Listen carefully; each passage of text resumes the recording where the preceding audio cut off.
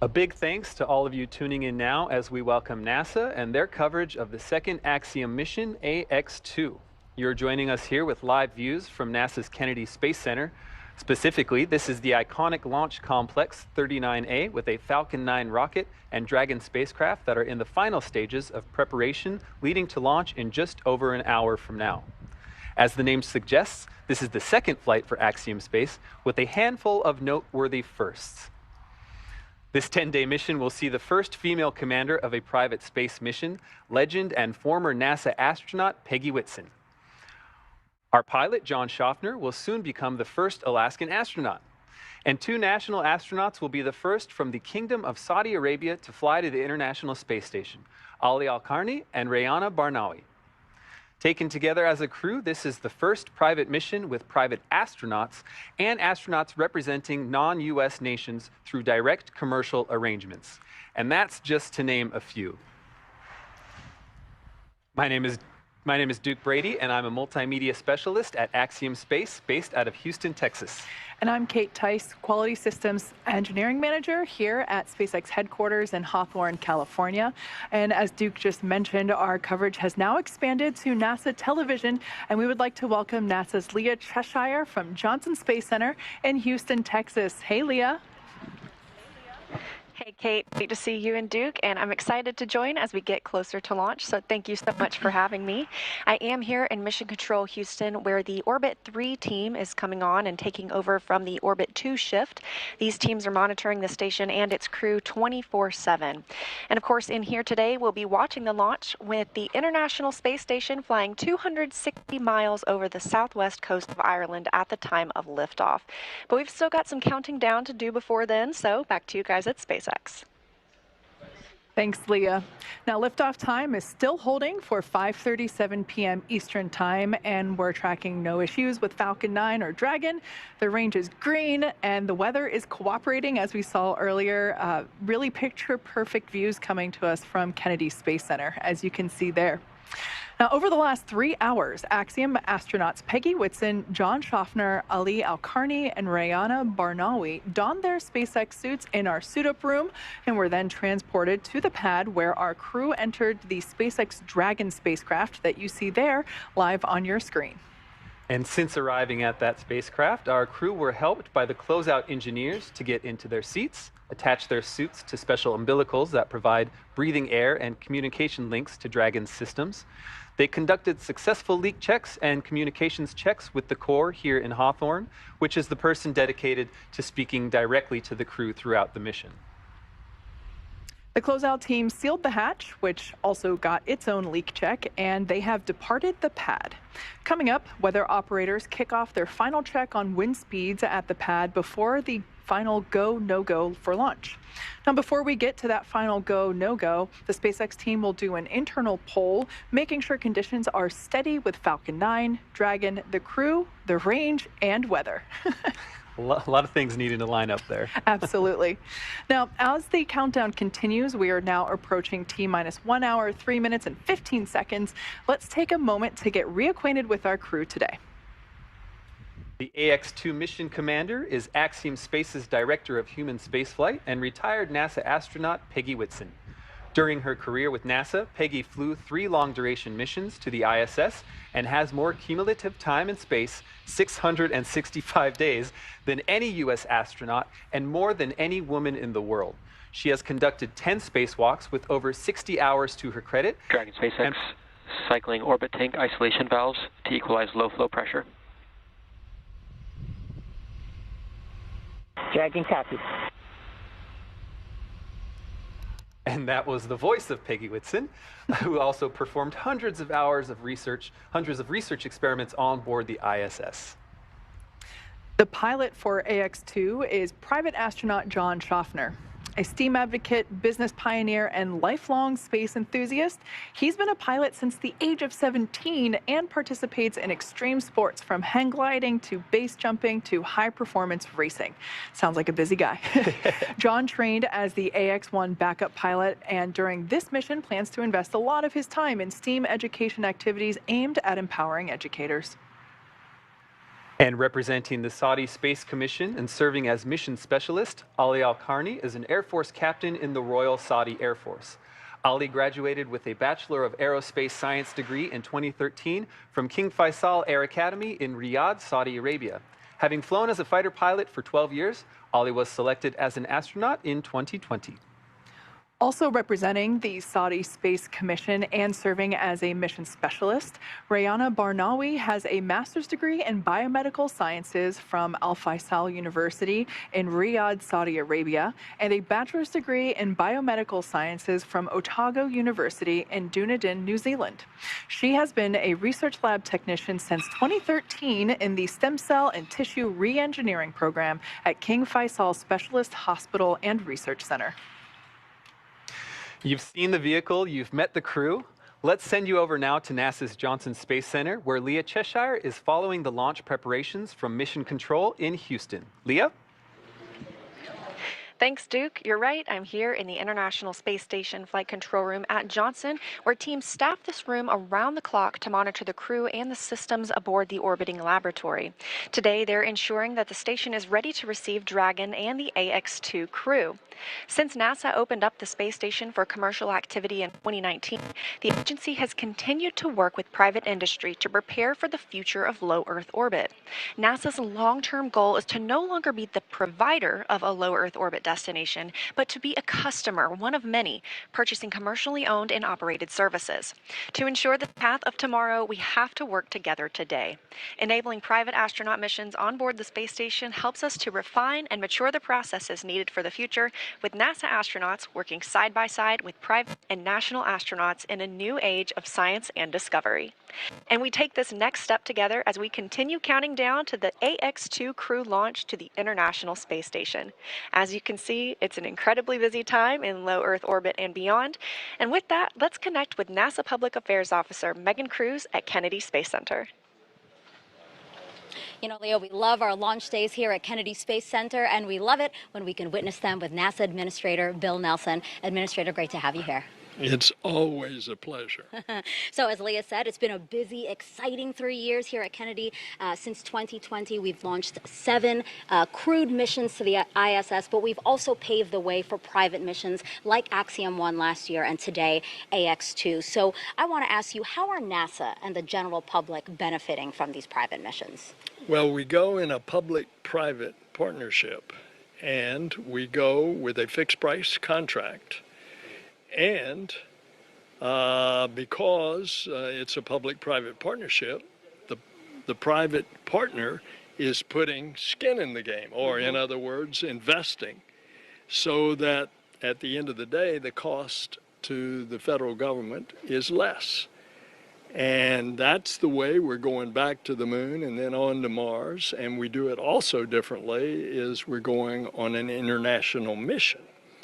And so, as we have announced, the first crew to go back to the moon in a half century, it has a Canadian astronaut that's part of the crew. And I think also what's great is that we're opening up low Earth orbit to new partners, as you were saying. So, you know, we we will continue to use the space station through 2030, and then after that, the agency will transition to, as you know, commercially owned stations. So, how is that transition going? What's the latest on that? Well, the goal is we want to bring space business off of the Earth up into low Earth orbit.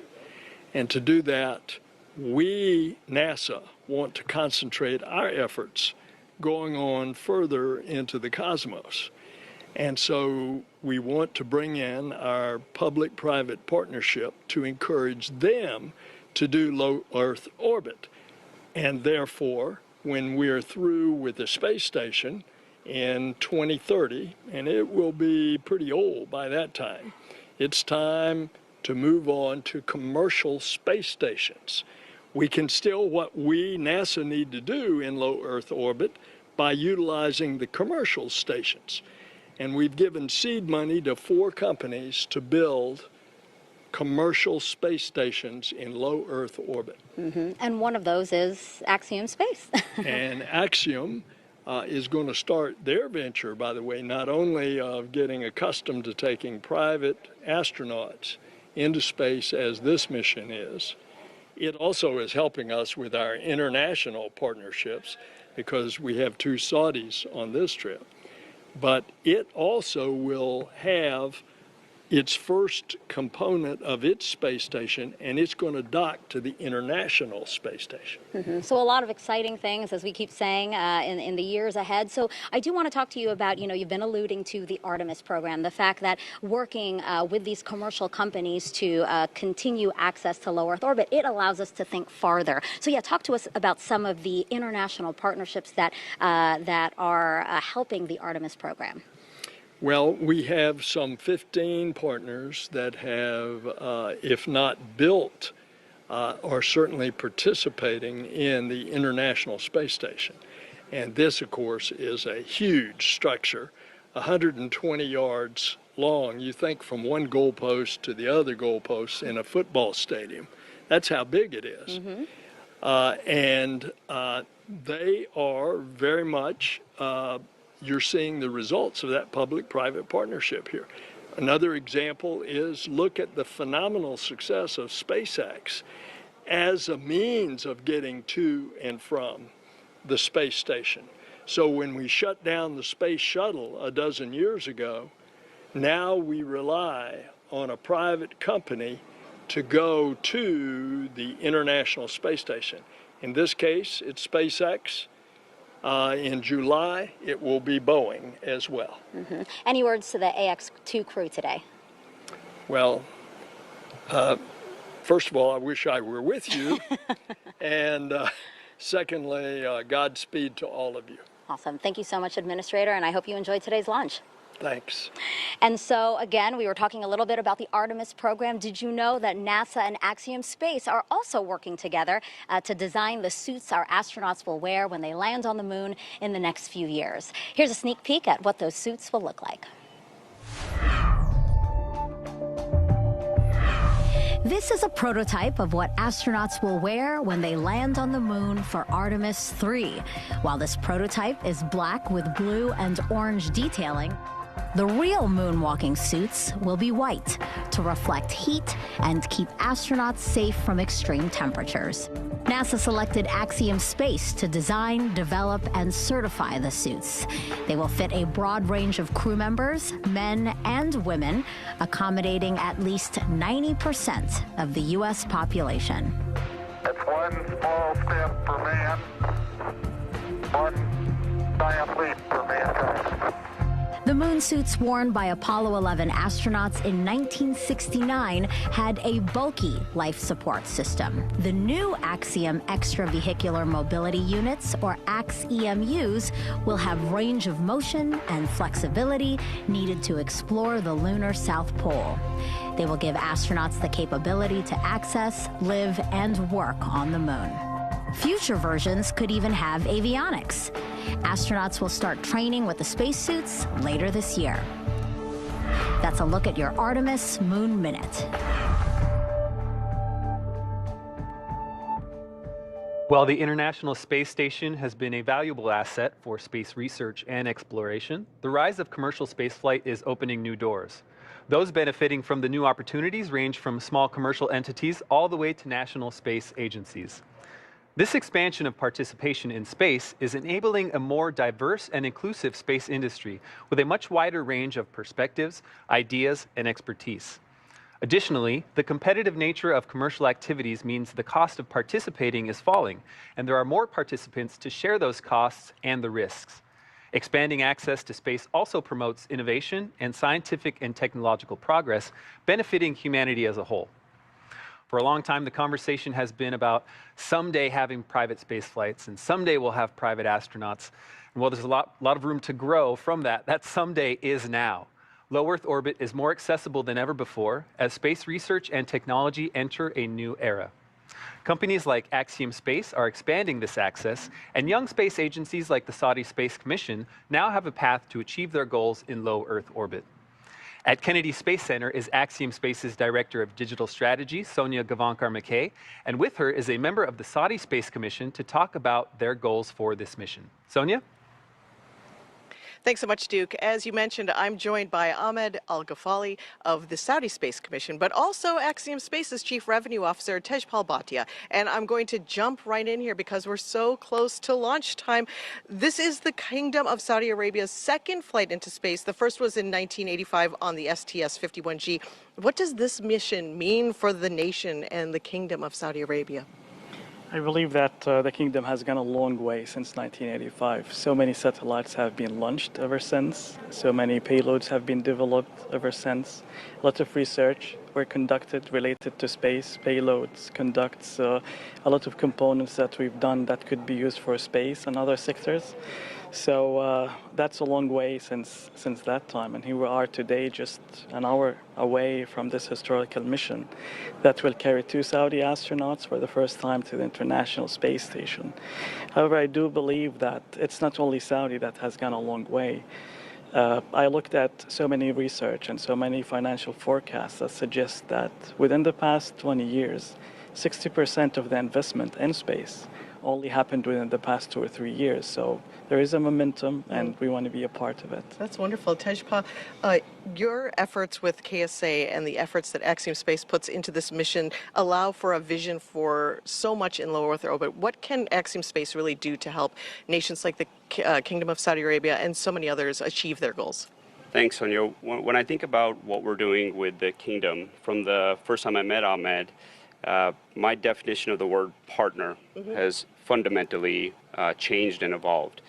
From when this was an idea and started formulating as a mission to execution, we had to overcome a lot of challenges, and these are things that are being done for the first time in human history. And what I've seen in our relationship is that definition of partnership to overcome those problems and make these things a reality are enormous. And what is happening in this situation is, while we are enabling the Kingdom to get to the International Space Station, the Kingdom is enabling us to see our vision of providing access to all nations in the world and increasing the cadence of astronauts from every nation to go up into low Earth orbit. That's wonderful. This astronaut program is new for the Kingdom. How has this process evolved through this year? Are you seeing that it's exponentially growing like the infrastructure is? Of course. I mean, when we started this program about a year ago with this collaboration with Axiom, the first thing that we started is for the process of the selection, which is one of the main and major milestones to achieve any successful program like that. So we built our program for the selection based on the best practices that we developed together, based on the benchmarks from NASA, for instance. However, that's only a part of it. Then comes to, if you want to build a program, you want to make sure that all the enablers are in place, especially when it comes to the infrastructure, and also for the right people with the right competencies to be able to run such a complex program. So we've been building for the past year, utilizing this project as a vehicle to train, to get those people with the right competencies, not only to do the training for the astronaut corps, but also you want to, even for the media, for the finance, for the legal, for the R&D, for the integration. All of it is a part of this secret recipe to get a successful program. And this is only the start, so we're going to keep building and enhancing this program till we get to the point that is optimum. Excellent. Tejpal, as we have only about 1 minute left, what's it like working with individuals versus nations? What's the difference in that relationship like for Axiom Space? Yeah, so, trying to compare a private astronaut with a national astronaut is like asking me to compare my children. Luckily, I only have one child, so I'm prepared to do this. Let's start with what's the same. Each of these individuals on this mission right now are pioneers. Very few people in human history have been to the International Space Station. Today, we're going to see 3 more join. And each individual represents their country and humanity, and they're going to inspire girls and boys all over the world today and moving forward. The big difference is with the Kingdom seeing this more as a program. Right. When we were inspired as kids, I'll speak about myself, coming here with my parents or seeing the shuttle program, it was a long time before it became a reality. Right. And what we're going to see with the Kingdom is this happening more and more as we go forward. And as they say, the sky is the limit for this partnerships, the opportunities for nations, individuals to grow together. Thank you to both of you for joining me. And we're getting so close to launch, so I'll let you get back to it as we toss it back to Hawthorne, where I'm sure you're feeling the anticipation. It's getting so exciting out there. What does it feel like to you? And I know John I is out there as well. Well, thank you, Sonia. And yes, it's a time where the energy is increasing, especially we're inside of 47 minutes to launch. Currently, the SpaceX launch director is checking with the Dragon mission director, make sure that the Dragon ground team is ready to begin propellant loading in just over 10 minutes from now. The SpaceX launch director is also electronically polling the 7 members of the SpaceX launch team for their go to load propellant and launch. Now, once we get that go, when we get green lights across the board here on the procedure, the launch director will then come back and make a series of announcements. They'll talk about the control room, what to do during the countdown, as well as protocols for hold and launch escape. Coming up on 46 minutes, they're continuing to get the goes from the team electronically. We're waiting to hear the launch director give those instructions. That ought to come within the next minute. Now, once we get through the instructions, that will give the clearance to retract the crew access arm. That will then set up for arming of the launch escape system, and that will take us into propellant load itself. That'll begin at T-minus 35 minutes. You can see on the monitor the crew on the right-hand side. They're getting ready for their final directions here. On the left side, we've got the Dragon capsule, the crew access arm. Poll is complete, and the team is ready for crew access arm retract, propellant load, and launch. Reminder for control room lockdown for all operators in Mission Control and Firing Room 4. Both control rooms will go into lockdown at T-minus 45 minutes, which is now, and remain in that state until the launch escape system is disarmed. All operators remain at their console and maintain a sterile cockpit until MD confirms successful disarming of the launch escape system following orbital insertion or propellant offload in the event of a scrub. Reminder on hold and launch escape protocol. For non-urgent no-go conditions, brief CE or LD, and they will approve aborting the countdown. For urgent issues affecting the safety of the operation, operators shall call hold on the countdown net. Launch control will abort launch immediately and proceed into the launch abort auto sequence. At T-minus 10 seconds, launch control will be hands-off and relying on automated abort criteria for the remainder of the count. Finally, operators shall advise launch director whether structural breakup or fire is imminent or occurring for Dragon manual escape flight rules. Finally, regarding leak-through on the first stage ACS isolation valve, we will manually monitor the pressure in the manifold.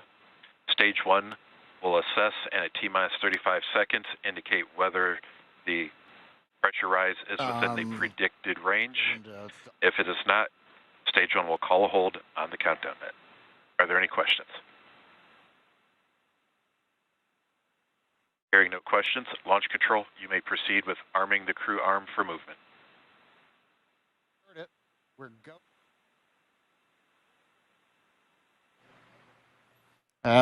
go to proceed with propellant crew load. access arm retraction has and started. The crew access arm, Kate, it's going to begin retracting.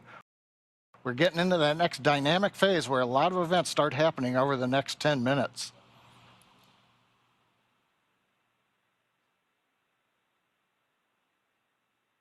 Now, while we wait for the arm to begin moving, currently Falcon 9 Dragon continue to be go. Obviously, we've completed the poll. The range continues to be go for launch. They're monitoring clearance area around the pad.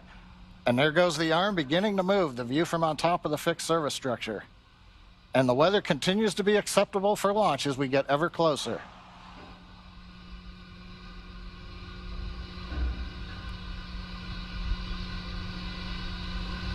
Nice view from the camera inside the White Room as the arm moves away from Dragon.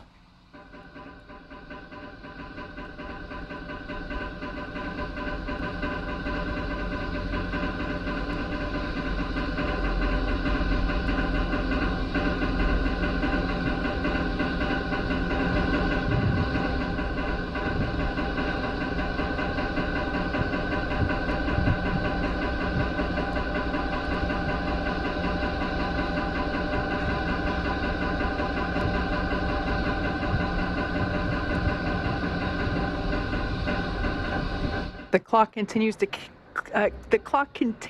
tick down. We're now at T-minus 42 minutes mark on the dot. Crew axis arm retraction is complete. As you just heard there, that crew axis arm is now completely stowed. It is now in the launch position, of course necessary in order to clear the way for Falcon 9 to lift off.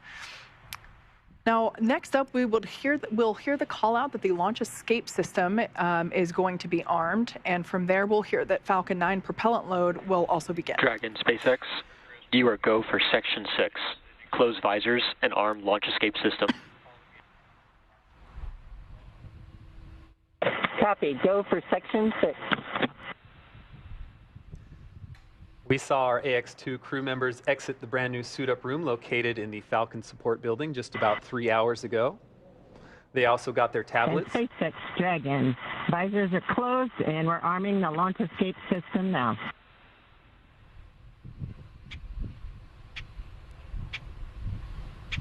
Those tablets provide them with all the information they'll need for the mission. You see them attached to their left legs. Shortly after that point, the crew took one last ride in the Teslas to launch pad 39A, ascended the fixed service structure, signed the white wall, and ingressed into Dragon. After getting buckled in, the spacecraft hatch was closed, and the closeout technicians cleared the pad, leaving just the crew members inside the Dragon vehicle. All right, so as we heard the call out, we are arming the launch escape system, which is a system that basically gives the crew options, a pathway to safety through all phases to orbit. We take every system is verified armed.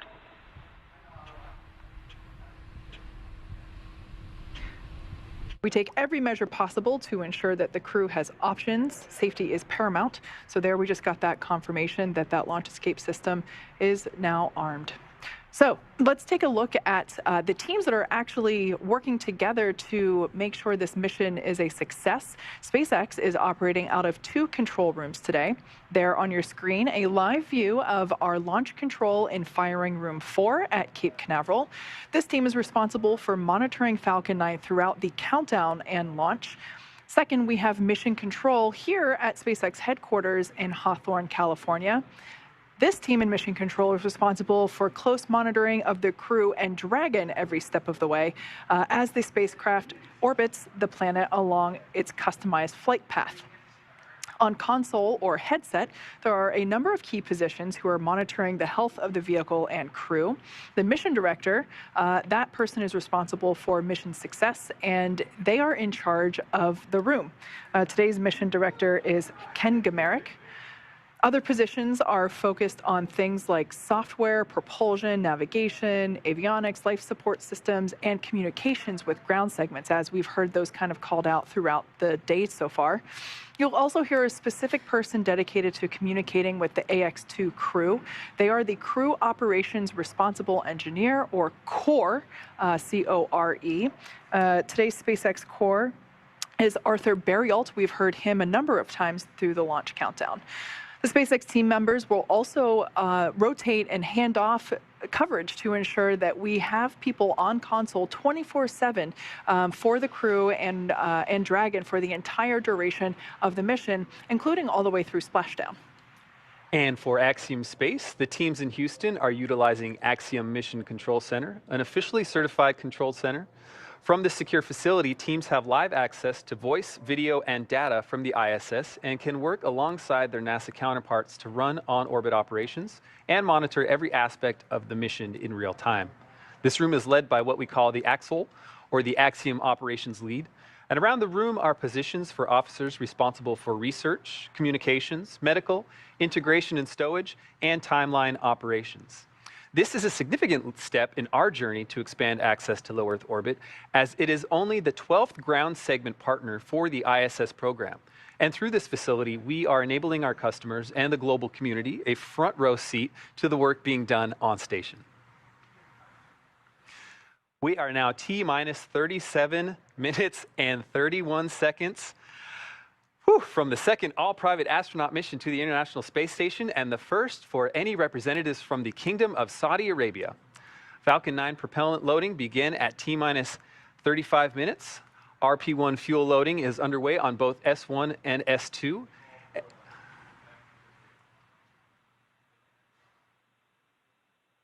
And LOX loading is underway on Falcon 9 tanks will be venting for propellant load. Expect loud venting.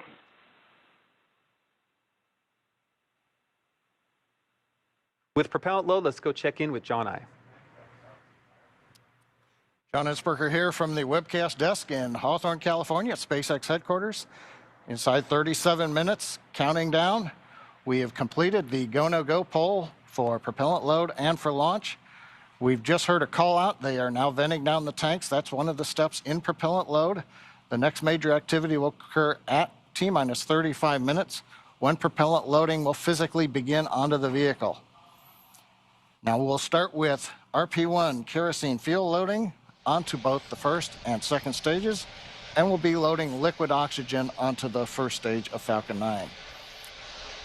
Now, in order to fly, just like Falcon 9, Dragon needs its fuel and oxidizer. The Dragon capsule you can see here on the screen, it uses a monomethylhydrazine called MMH. That's the fuel that's on board the Dragon. And nitrogen tetroxide, or NTO, is the oxidizer. Together, these propellants feed the Draco engines that maneuver Dragon on orbit, as well as the 8 Super Draco engines that would power the launch escape system in the case of an abort scenario. Now, again, coming up in about 40 seconds, we will begin fueling on the Falcon 9. That means right now that those 8 Super Draco engines inside Crew Dragon are ready, if needed, to launch the capsule away from the Falcon 9 rocket in an instant, should there be any kind of an emergency associated with the rocket or the pad. But currently, 35 minutes, 18 seconds and counting, everything continues to look good on Falcon 9 and Dragon. Thank you, John. On the AX-1 flight and during our launch broadcast for that mission, there was a special emphasis on the TRISH research effort, or the Translational Research Institute for Space Health. As the name suggests, load has started. Okay, it sounds like a propellant load has started. As for TRISH, as the name suggests, this is a broad effort aimed at ensuring we understand and are preparing for human health beyond our home planet. This is an effort that NASA astronauts and private astronauts can both participate in. Naturally, life just a few hundred miles above Earth poses some unique challenges that we're still unlocking the secrets to even after 60+ years of humans in space. Here is a bit more on the progress made during AX-1 and what's ahead for our participation in this critical research effort. Thank you for joining us, Dr. Fogarty and Dr. Urqueta from TRISH, the Translational Research Institute for Space Health. Let's start with an easy question. What exactly is TRISH? Yes, TRISH. TRISH is a consortium between Baylor College of Medicine, MIT, and Caltech.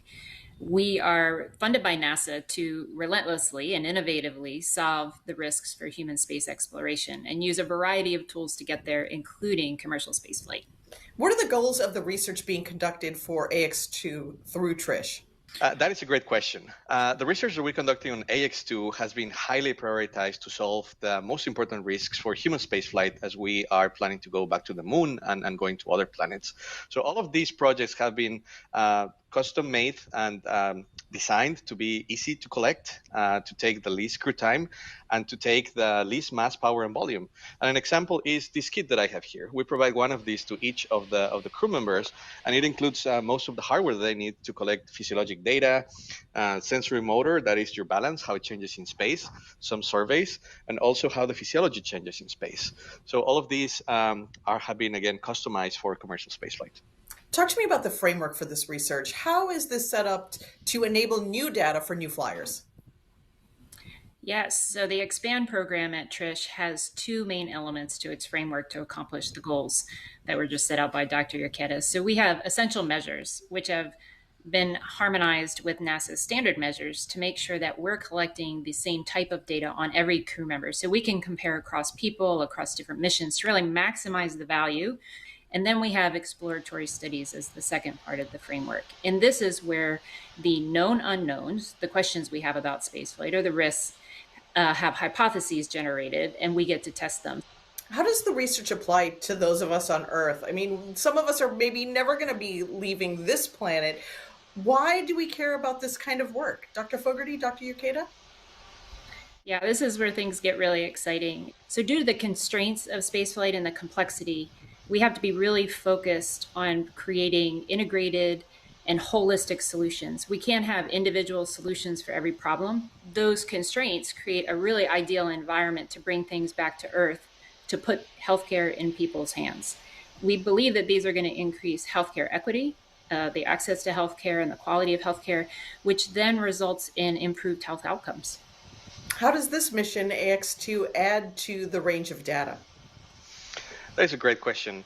In the last 61 plus years of human spaceflight, roughly only 650 people have flown into space. And if we look at the diversity of these, mostly are male, white males. And what we're seeing with commercial spaceflight is a more diverse population. We're seeing people from all ages, younger and older, as compared to your government astronauts. We're also seeing people from multiple demographics, backgrounds, training, education, and also people with medical conditions. So as we keep growing this database of civilians flying into space, we will have all of the tools that we need to make most humans being able to fly into space, stay for there longer, and enjoy the experience. Thanks so much for joining us. I look forward to watching the launch with you and seeing the astronauts return and looking at their data. Thank you. Thank you. We are now just under 30 minutes from the launch of Ax-2 mission. It has taken an enormous effort from an incredibly dedicated and hardworking team to get to this moment. Knowing that not everyone can be here to witness it, and even fewer get to share a message with the crew, we asked teams to record some words for this moment. As the countdown to launch continues, here are a few messages from those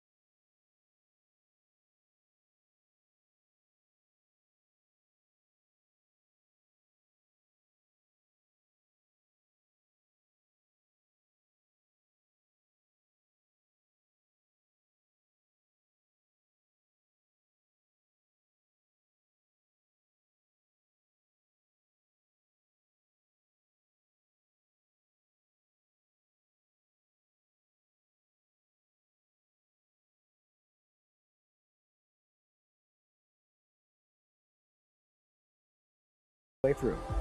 We wish you a safe and successful mission. We want to congratulate the Ax-2 crew. Thank you so much for all of the inspiration, and we wish you the best on your journey. Ax-2 crew, we're proud of you and good luck! Hey Ax-2, all of us in avionics wish you safe travels and lots of fun. Godspeed. This is the Environmental Controls and Life Support Systems team at Axiom Space. We're super excited about the Ax-2 mission and want to wish the best to the crew. Ax-2 crew, we are so proud of you here at Axiom Space. This is the systems engineering team on the station program. Godspeed and Ad Astra on this groundbreaking mission. From human resources to you, go Ax-2! We're sending all of our support to you guys from here in Axiom headquarters, and we just wanted to say congratulations on the Ax-2 mission. Hey, this is Ryan Lee from the Pressure Garment team, wishing you on the Ax-2 flight all the best. Godspeed, guys. Go team! Go team, go team, go team, go!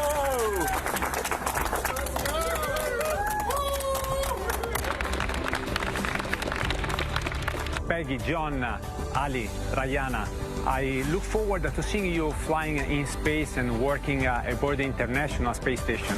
I also wish you to enjoy your staying aboard for this another Making History mission. We are all proud of you, and we wait for you on the ground, and Godspeed.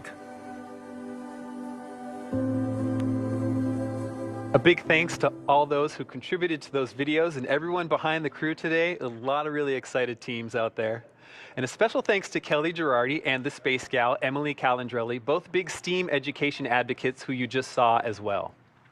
They dedicate their influence to increasing literacy and interest in science, especially for young girls, which is awesome. Yeah. You know, Emily and Kelly are both moms to young girls, so it's safe to say that they have front row seats to knowing what is cool and inspiring. Now, speaking of front row seats, it's been feeling like we have one of our very own looking at Pad 39A with these camera views that we've been getting all morning and afternoon. Now, let's take a moment to get acquainted with the vehicles that you see there on your screen. The Falcon 9 rocket with a Dragon spacecraft on top together stand at about 215 feet, which is almost 30 feet taller than the Leaning Tower of Pisa in Italy. Falcon 9 is a reusable two-stage rocket, which means it's kind of like two rockets in one, the first stage and the second stage. The first stage is the bottom two-thirds of the vehicle. Today's booster is flying for the first time. You can think of it as the large bottom white portion and the middle black portion. So that's what we mean when we say the booster. The first stage is responsible for accelerating Falcon and Dragon through the Earth's atmosphere and into space. In order to do that, it has 9 Merlin engines at the bottom of the stage. Prior to liftoff, the Falcon 9 first stage is... Stage 2 cryohelium load has started. Actually, and currently underway, is being loaded up with nearly 1 million pounds of fuel and liquid oxygen. The Merlin engines on the first stage are optimized for sea level. They achieve 190,000 pounds of thrust during ascent and descent. The first stage accelerates the vehicle through the Earth's atmosphere into space and then separates from the rest of the rocket about 2.5 minutes into flight. From there, the first stage will head over to LZ-1. It will do what no other what no other orbital class rocket in the world can do. It'll go right there, make its way back to Earth. Today marks the first time we are landing Falcon 9 on land for a crew mission. Previous crew missions landed on a drone ship stationed in the Atlantic Ocean. So pretty exciting first for us today. Landing back on land has a lot of benefits. For example, it eliminates the need for our recovery team to be stationed out at sea for days, and it improves our turnaround time to get Falcon 9 ready to fly again. Now, above the first stage is the second stage. The second stage has a single Merlin vacuum, or MVAC engine, and that ignites after the first stage separates. The second stage is essentially a smaller version of the first stage, whereas the first stage is designed to power the vehicle out of the Earth's atmosphere and through the forces of gravity. The second stage is specifically designed to operate in the vacuum of space. The second stage powers the Dragon spacecraft to its targeted drop-off orbit. The Dragon spacecraft itself is capable of carrying up to 7 passengers to and from Earth orbit and beyond. But as we've been seeing with those views inside the capsule, today we're carrying 4 people. We have the 4 members of the Axiom 2 crew. It's the first private spacecraft to take humans to the space station and the only spacecraft currently flying that is capable of returning significant amounts of cargo to Earth. Like the Falcon 9 rocket, the Dragon spacecraft is also reusable.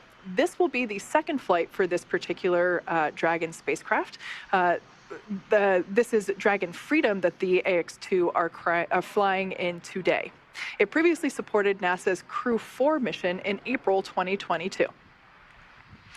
Now, we are awaiting our T0 coming up in just over 23 minutes from now. The ground operations teams are doing a series of system checks to make sure both Dragon and Falcon 9 are ready for launch. Let's take a look at what the ascent portion of the mission will look like. Now, once we hit T0, we're going to watch Falcon 9 and Dragon lift off from historic Pad 39A and make their ascent. Now, about 43 seconds into flight, Falcon 9's engines will throttle down to help pass through the period of maximum dynamic pressure on the rocket, what we typically refer to as max Q. It's worth noting, once we hit max Q, we'll be going supersonic, faster than the speed of sound. Dynamic pressure, we can throttle up our Merlin engines once again. From there, at about 2.5 minutes into flight, we have a series of 3 events that happen in rapid succession. First is MECO, or main engine cutoff. This is where all 9 Merlin engines will shut off in preparation for stage separation. where, as the name suggests, that's where the first stage detaches from the second stage, with the first stage making its way back to Earth for landing as the second stage continues on its journey with the third event. That event is SES-1, the second stage engine start number 1. That's where the Merlin vacuum engine lights up and propels the second stage, along with our Ax-2 crew and Dragon, into orbit. As Stage 2 heads towards its targeted drop-off orbit, Stage 1 will execute 3 burns in order to make its way back to Earth. The first is the boost back burn, where 3 of the Merlin 1D engines will reignite and then shut down. This helps to head the booster back to Cape Canaveral. The second burn, or the entry burn, helps to slow the stage down in preparation for entry back through the Earth's atmosphere. At about 90 seconds after Dragon gets into orbit, Falcon 9 will then land back on Earth. The landing burn will bring the vehicle speed down rapidly in order to land back on land near the launch site today, around 8 minutes into mission. I should say that actually happens about a minute prior to that second engine cutoff. Yep, you're right, Kate. So as the first stage is back on Earth, the second stage will cut off its single Merlin engine that was ignited right after stage separation. Once this happens, we wait for that all-important confirmation of a good orbital insertion. Then, Dragon will begin its preparations and separate from the second stage. About 3 minutes after the second stage gets into orbit, we ought to get that great view from the forward camera showing Dragon with its 4-person crew drifting away from the second stage. And once Dragon is a short distance away, it will begin checking out those Draco maneuvering thrusters to make sure that Dragon continues to increase the separation distance from the second stage. The nose cone deploy sequence will initiate just before T plus 12 minutes and finish around T plus 15 minutes, which will expose Dragon's docking mechanism in advance Stage of 2 arrival. RP1 load is complete.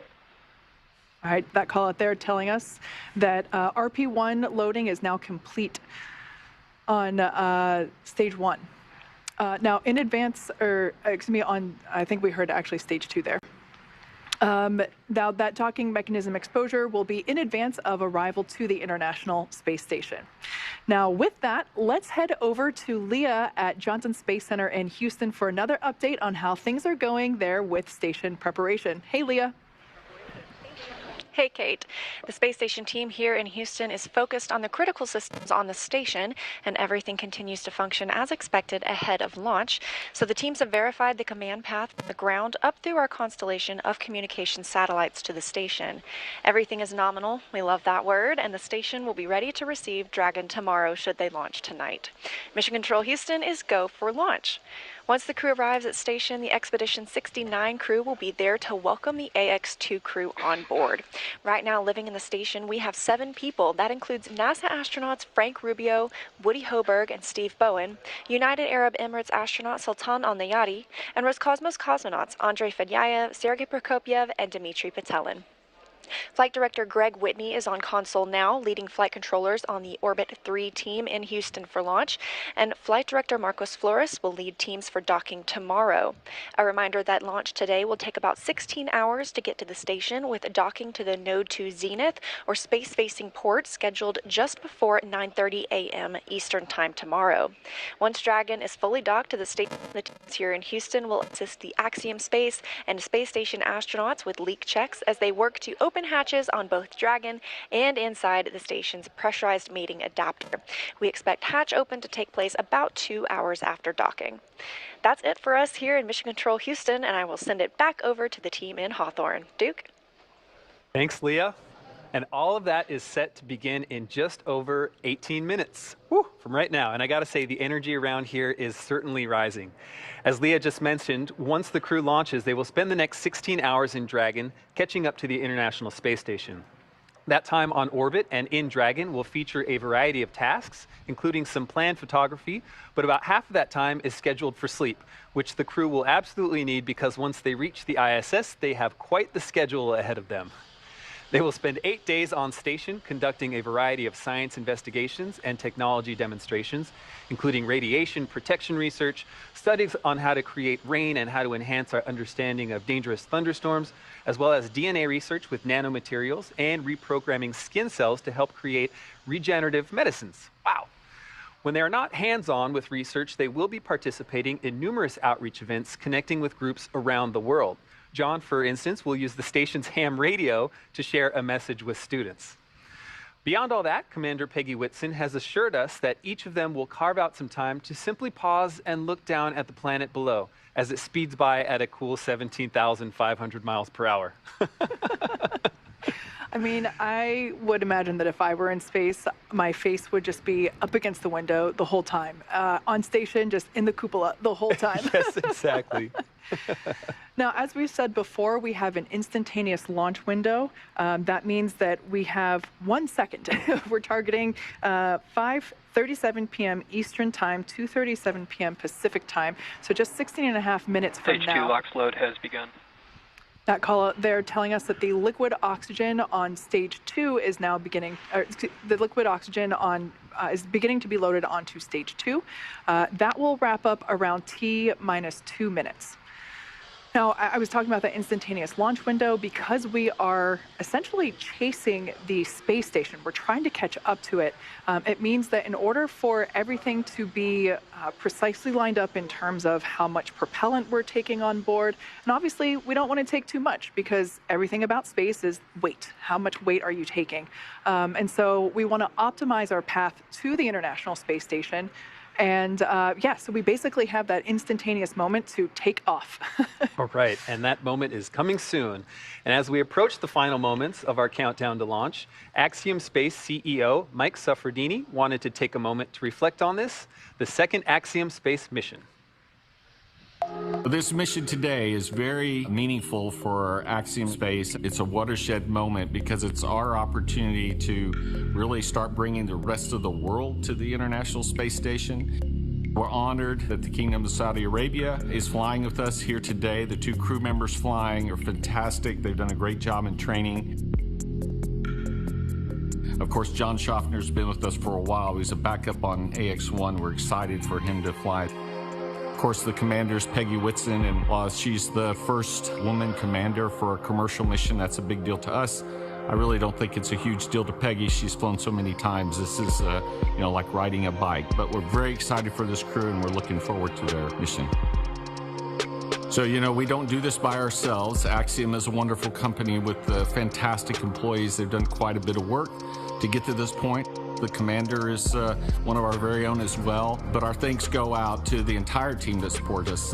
Axiom done a fantastic job in preparing for the mission and the medical and all the work that's gone into getting the crews ready to go fly.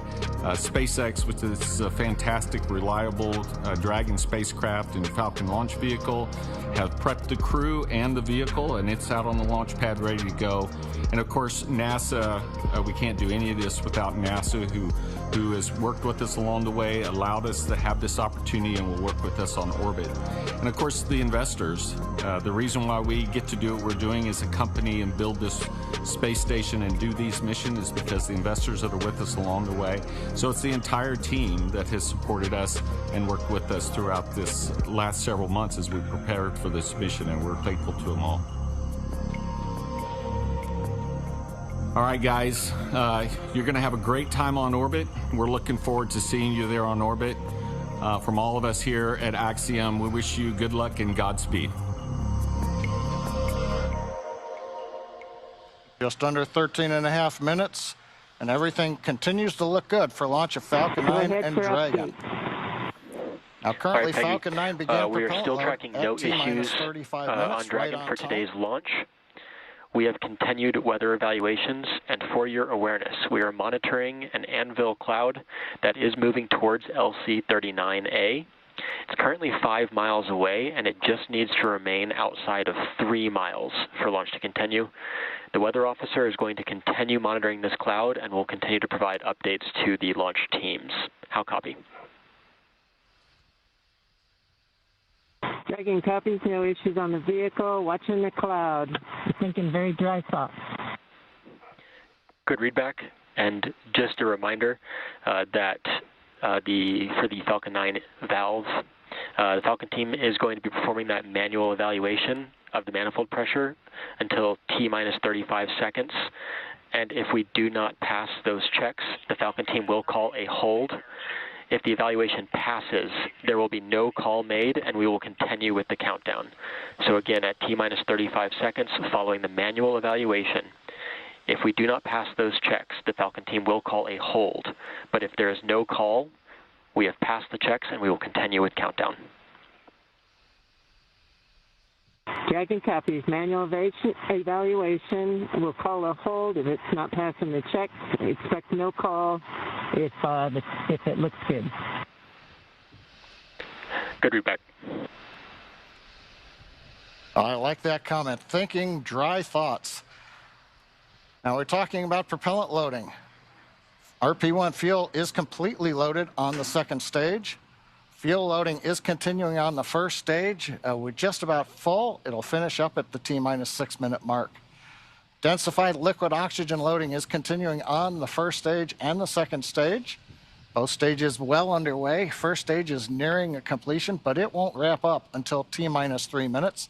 The second stage just began a few minutes ago. That'll wrap up at T-minus 2 minutes. As we get closer to launch, we will do various checkouts. One is the thrust vector controllers.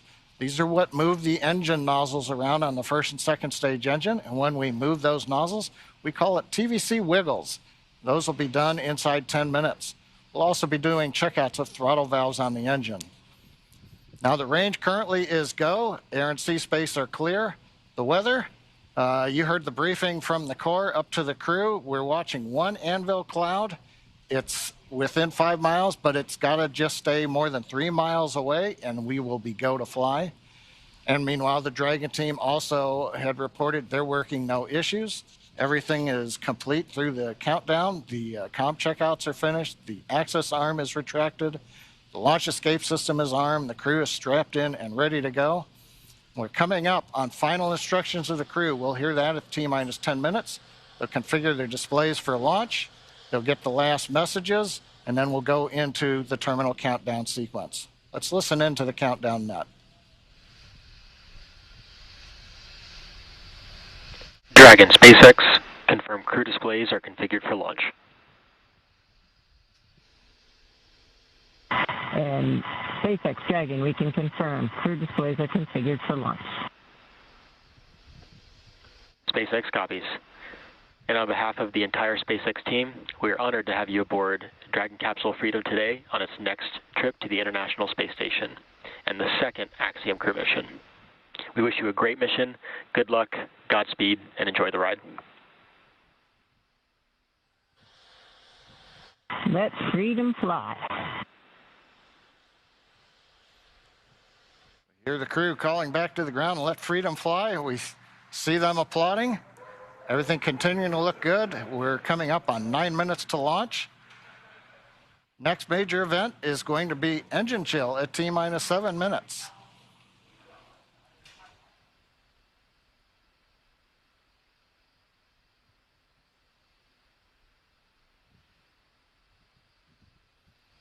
As John just said, at T-minus 7 minutes, we will begin to flow a little bit of the super chilled liquid oxygen through the turbo pumps, which that is basically chilling the hardware, performing an engine chill prior to the full flow.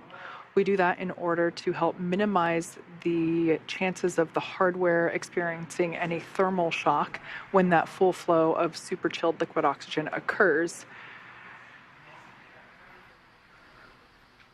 Now we can see some venting from the vehicle now, totally normal. It is that liquid oxygen just vaporizing as it comes into contact with the ambient air.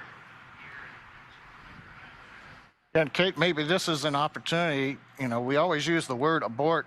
This might be a chance to let everybody know that there are abort callouts in flight that we're going to hear. Those are just heads up to the crew that says, should a contingency occur, there's different actions that'll happen at each various stage of the flight, when you're on first stage or when you're on second stage. That's right. We should actually hear Commander Peggy Whitson calling those abort modes out as they are ascending and really getting to orbit. She is tracking everything on her, both her tablet as well on her leg, as well as the crew display above her head.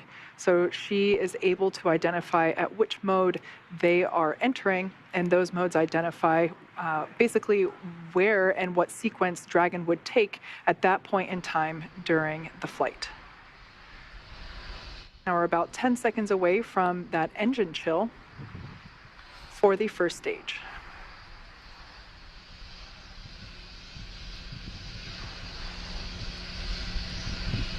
Engine chill has started. All right, right on time. We've opened the valves that are letting liquid oxygen and kerosene fuel down to the Merlin 1D engines on the first stage. Our next major activity coming up at T-minus 6 minutes approximately, we'll hear the announcement that fuel loading is complete on the first stage. One other comment, while we were hearing the briefing to the crew at the T-minus 10 minute mark, we also heard reference to a call out that may or may not be made at T-minus 35 seconds. Many of the checkouts of the Falcon 9 are done by computer in the last minute. There is one today that requires an engineer to look at some data. If, for example, that system had an issue, that would be called out at T-minus 35 seconds. Right now, everything continues to look good, though, on Falcon 9.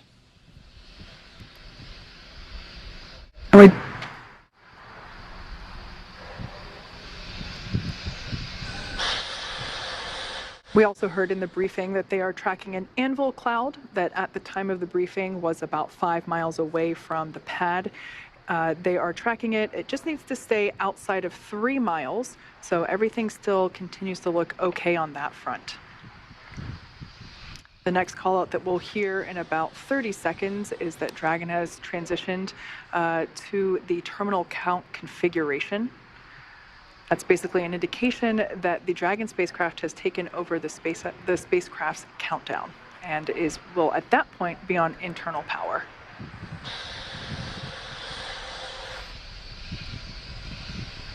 At this point in time, RP-1 is now completely loaded, both on the first and second stages. LOX load continues on both stages.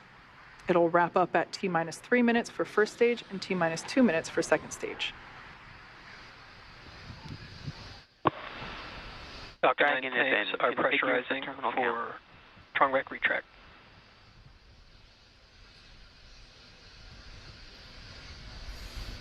Pressurization call out. We are putting pressurized gas helium onto the stage in preparation for opening up the clamp arm that's around the top of the second stage.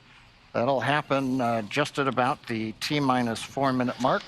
The clamp arm will open, and about 10 seconds after that, the strong back, the structure alongside the Falcon 9, will recline just about 2 degrees away. We've heard the call out, strong back is retracting.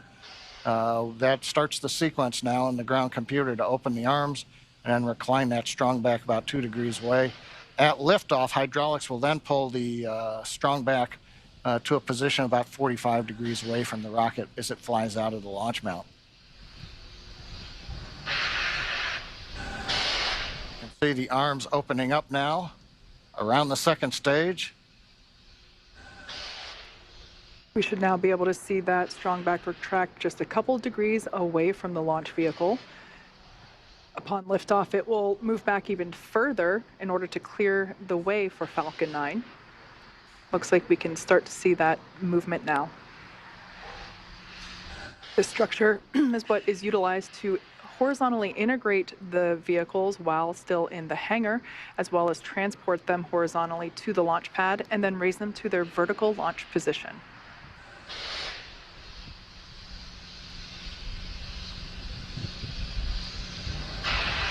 And we've got the strong back is now, you see a little bounce there as it stops. Stage 1 LOX load is complete.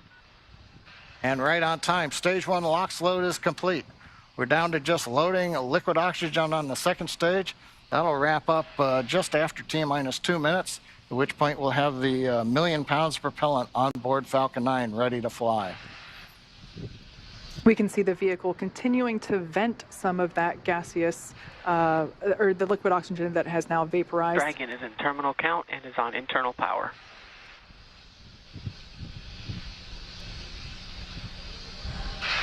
We have a live view there of the SpaceX team here at headquarters in Mission Control on the left-hand side, as well as the Axiom team from their own Mission Control as well on the right.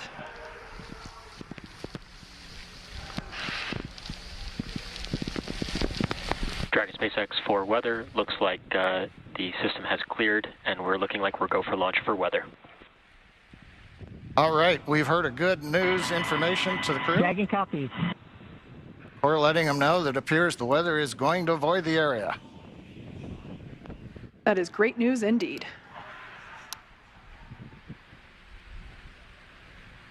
Just waiting now for the call out. Liquid oxygen load complete on the second stage.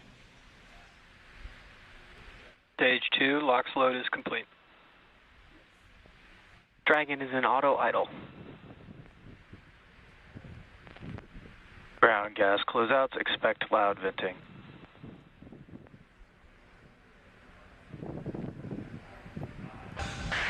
At venting, we're now bleeding off excess pressure in the strongback. That's what's giving that large white plume as cold gas meets the warm Florida air and condenses the moisture.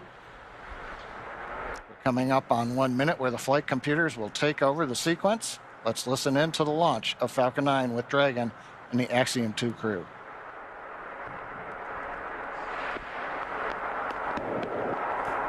FTS is armed. Falcon 9 is in startup and is now controlling.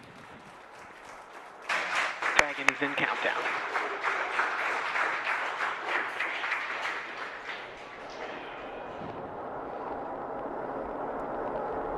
Dragon, SpaceX, go for launch. Dragon, copy. Go for launch. T-minus 30 seconds.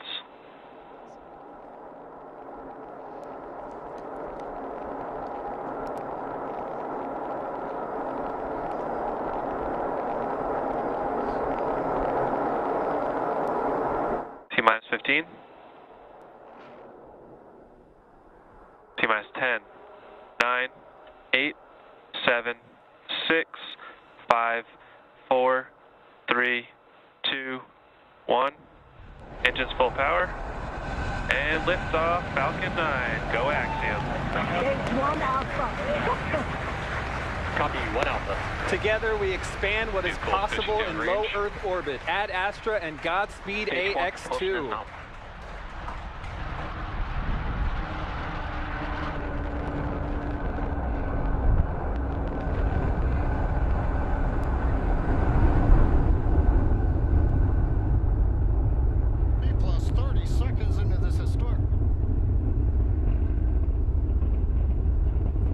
Plus 36 seconds into flight. A great view of Falcon 9 heading to space. Power telemetry is nominal. Stage 1 throttle down. Power telemetry nominal. We're into the throttle bucket as the first stage is throttle down power on the Merlin engines in preparation for max Q.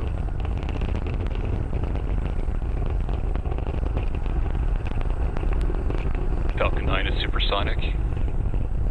Faster than the speed of sound as we're getting great views from the first stage camera looking back at Kennedy Space Center Complex 39A.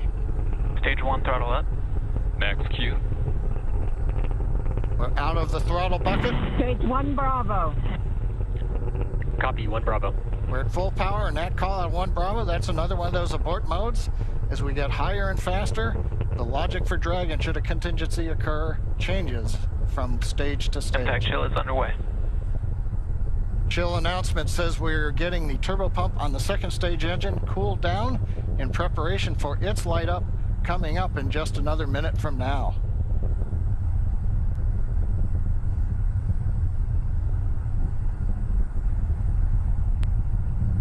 Again, great views looking back, and you can see the contrail as we left 39A and the shadow of the contrail against the cloud deck around Florida.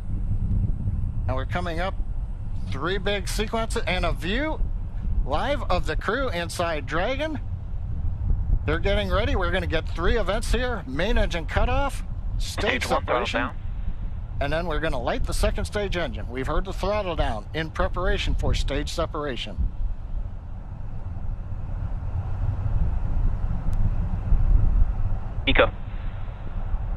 2 Alpha. Stage separation confirmed. Copy 2 Alpha. And back ignition. Stage 1, boost back startup.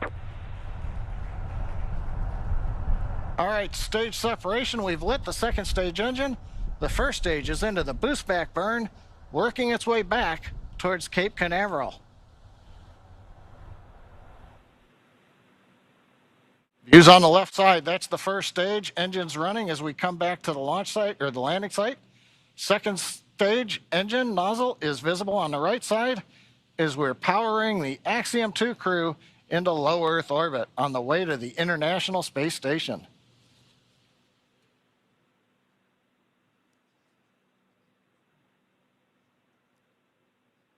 Waiting for call out that the boost back burn is complete. Stage 1, boost back shutdown. Right on time. First stage completed the first of 3 burns, heading back to the landing site. Second stage continuing on power and on trajectory. Acquisition of signal, Bermuda. Head northeast, the Bermuda ground station. Dragon, SpaceX, trajectory nominal. Bermuda is listening into the vehicle now. Nominal trajectory. And the crew hears the call out of a nominal trajectory. So 4 minutes into flight, everything continuing to go well. First stage heading back.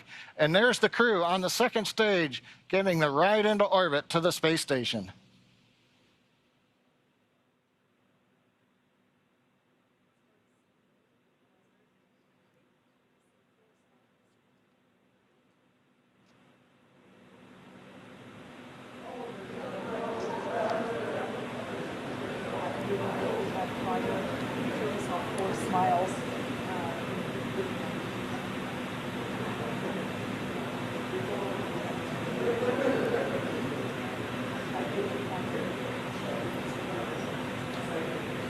Coming up, we're waiting for the next trajectory call out from the guidance officer. Dragon, SpaceX, trajectory nominal. Love to hear those words. A nominal trajectory for Dragon. Copy. Nominal trajectory. And maybe even a little bit of excitement in the crew's voice. Commander Peggy Whitson calling back down, hearing that call out from GNC of a nominal trajectory. Left side of the screen, you can see the first stage. It's now beginning to orient itself so that the engines are pointed down towards the land as we will be descending towards landing zone 1 in Cape Canaveral. The 4 titanium grid fins have all deployed. They'll help guide They'll guide the first stage through once we get into the atmosphere following the entry burn, which will be coming up here in another couple of minutes. On the right-hand side, the second stage with the Dragon capsule on top, heading up the eastern seaboard of the U.S. We've just heard the call out of Boston. That's the New Hampshire tracking station, has picked up the signal. Dragon, SpaceX, trajectory nominal. GNC continuing to make those call outs that we want to hear. Everything continuing to look good. And the crew echoing them right back down. Good comms with the crew. We've been able to bring some live video shots from inside the capsule as they're headed to space. And there's another view of the crew. Stage 1, entry burn, startup. And there we heard that the startup burn for that stage 1 booster, you can see it there on the left-hand side of your screen, has now begun. Stage 1, entry burn, shutdown. And conclusion of that entry burn, that burn helps to slow the vehicle down as it re-enters the Earth's atmosphere. The first stage sees high drag, which scrubs roughly 70% of the velocity by the time that landing. SpaceX, trajectory nominal. Love to hear that call out. Everything nominal trajectory. Beautiful view of planet Earth coming to us from the second stage views on the right-hand side. Left-hand side, our first view of the Space Coast once again. This booster is attempting a landing at LZ-1. Stage 1, transonic. That booster is now traveling near the speed of sound. Live view coming to you from one of our tracking cameras. We can see the grid fins actuating to help steer the booster down. Stage 1 landing burn. Stage 2 FTS has saved. Standing by to... Stage 1 landing leg deploy.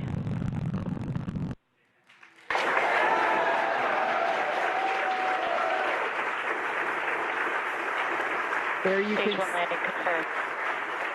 You can see that first stage has landed back at LZ1. This is the first time that we have performed a land landing on a crew mission.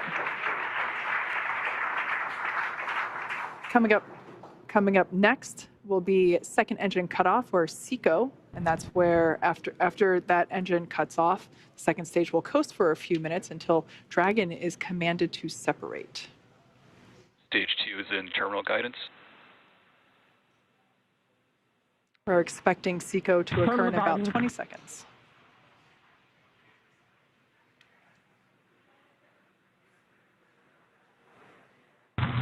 Shannon. Copy, Shannon. Commander Peggy Whitson continuing to call out the abort modes.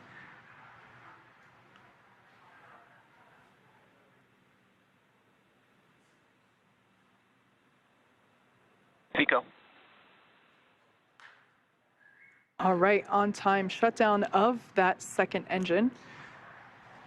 Also confirming that the launch escape system is now disarmed. Dragon SpaceX, nominal orbit insertion.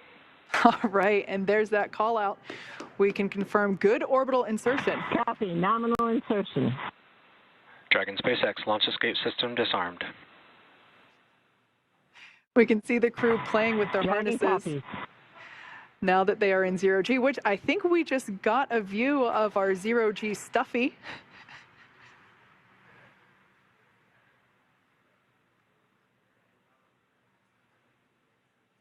Clearly the crew is having fun already. Right after liftoff, I think we heard a laugh coming from Commander Peggy Whitson, which, being a NASA legend and one of the most decorated astronauts of all time, it's amazing to hear that even a space veteran as she Expected loss of signal, Cape. still has fun at liftoff.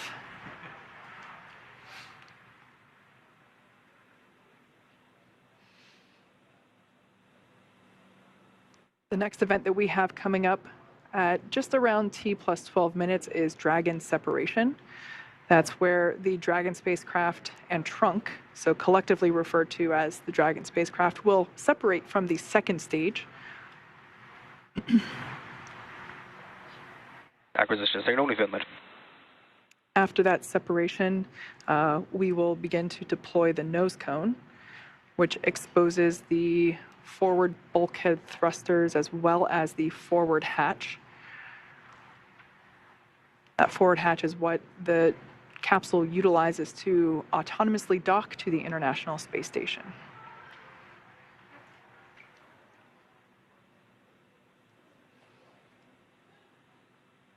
Going from left to right, everyone's having fun, clearly. We have mission specialist Rayyanah Barnawi. To the right of her is pilot John Shoffner. Then we have Commander Peggy Whitson. And on the far right, mission specialist Alqarni.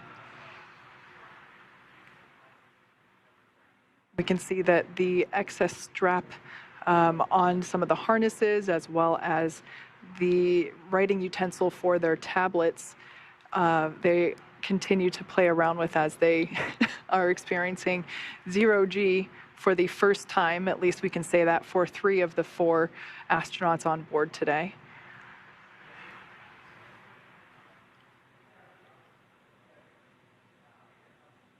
Now we are standing by for Dragon separation, which is expected to occur in the next few seconds.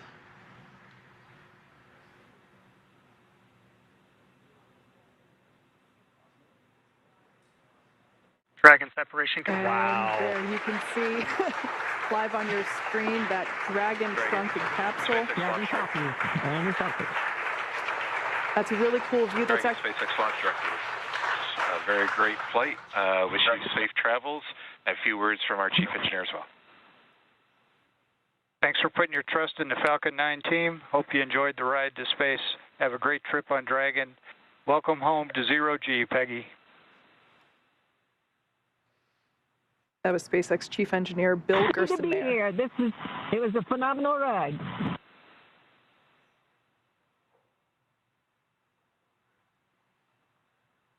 Make sure you share the joy of 0G with your crew.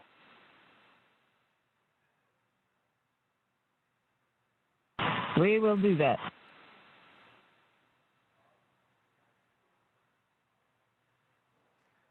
Already you can see Dragon's Draco thrusters activating.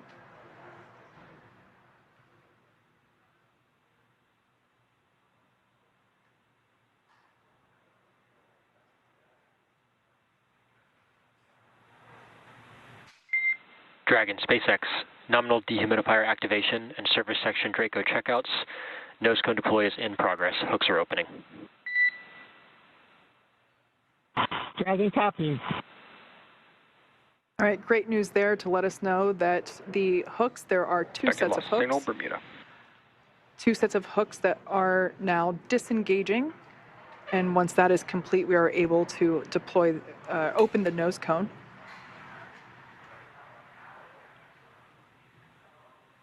We should see that nose cone deploy in about a minute.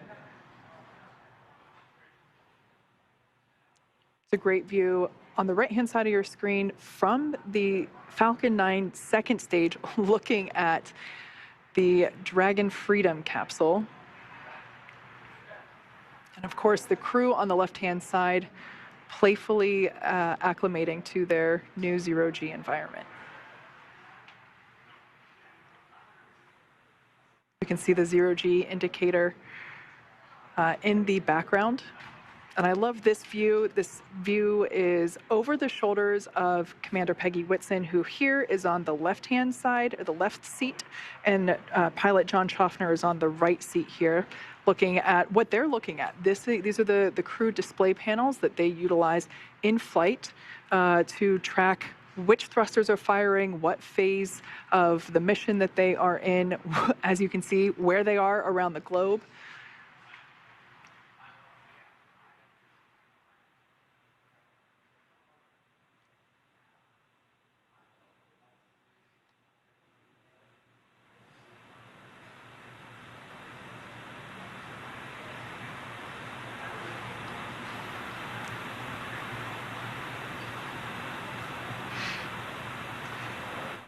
As we can see, crew getting acclimated.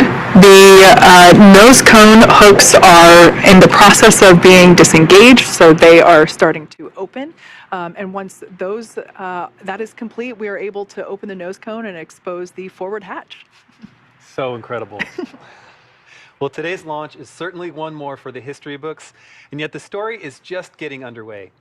Leah, with the crew officially on their way to the International Space Station, how are things tracking there in mission control at Johnson Space Center?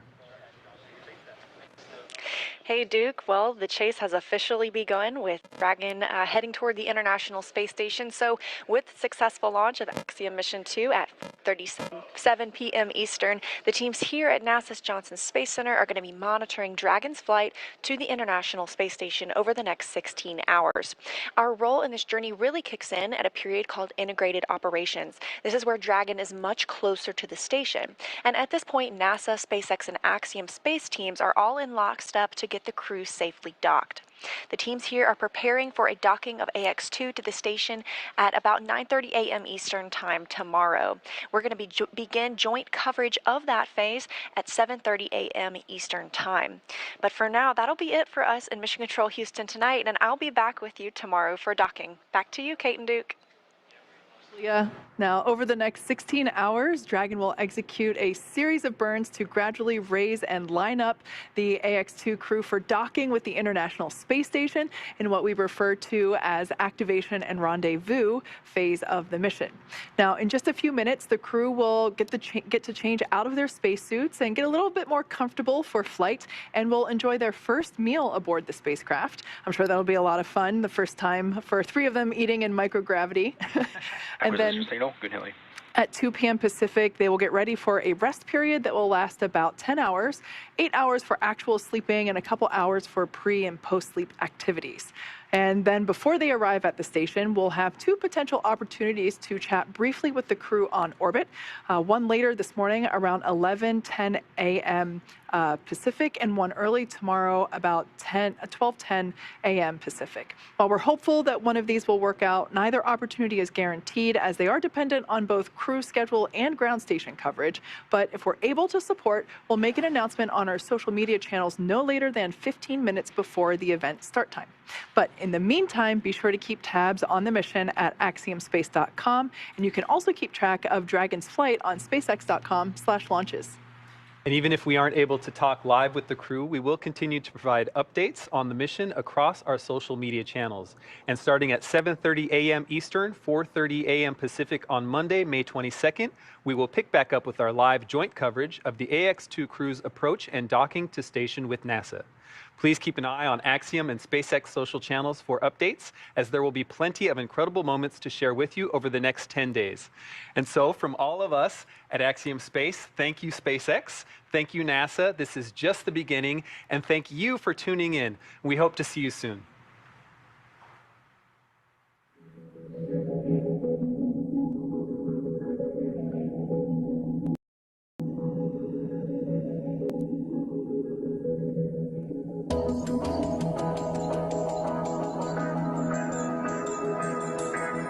Thank you for tuning in. We hope to see you soon.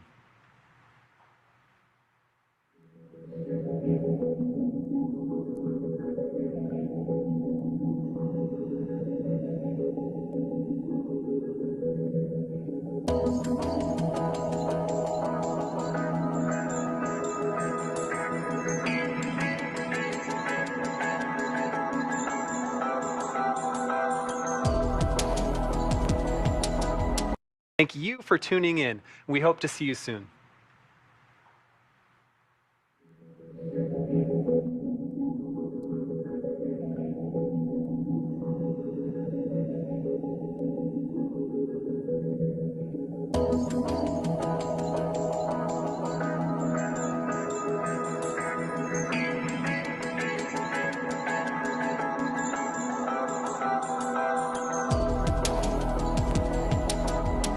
Thank you for tuning in. We hope to see you soon.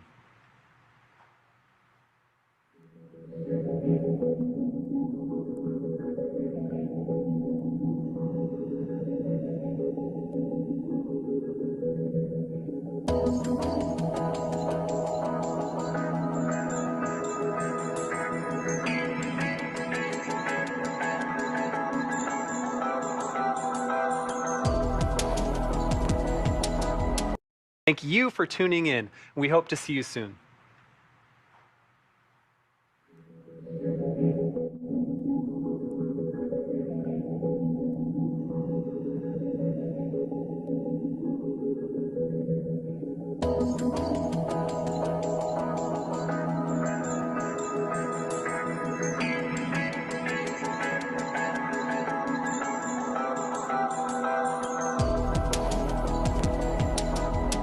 Thank you for tuning in. We hope to see you soon.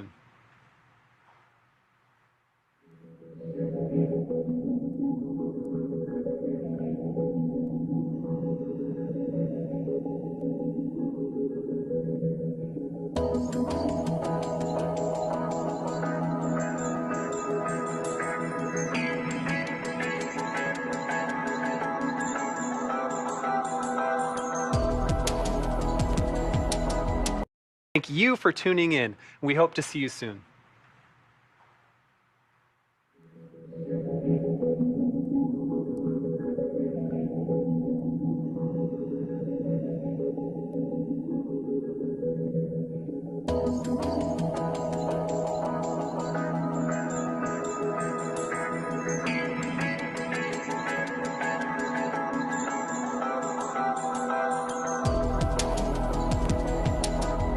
Thank you for tuning in. We hope to see you soon.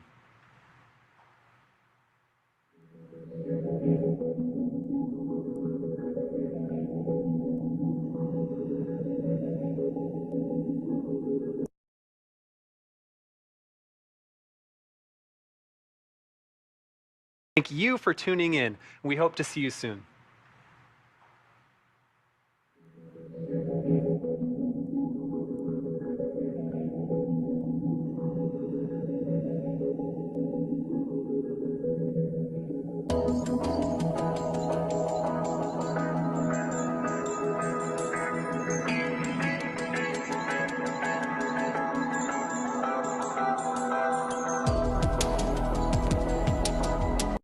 Thank you for tuning in. We hope to see you soon.